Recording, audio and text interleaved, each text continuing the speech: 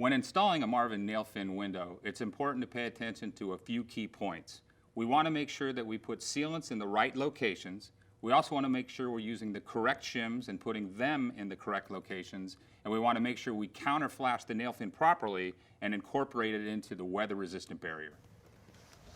The first thing we want to do when we install the window is to dry fit it in the opening. This will ensure that we have the proper shim space between frame and jamb.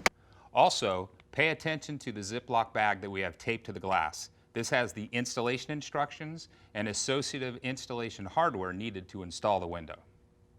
When installing the sealants, we're going to apply 3 beads, 3/8 of an inch wide, onto the surface of the wall. This will embed into the nail fins. Then we'll install a back dam bead on the inside edge of the sill. We do not apply any sealant at the sill at the bottom of the nail fin because this is where we want to drain water. So when we're installing the interior shims, there are 2 types of shims on the market. There are plastic or horseshoe shaped shims or wood shims that are tapered. Whenever installing shims at the sill, you always want to use plastic shims because that could be in a plane of water.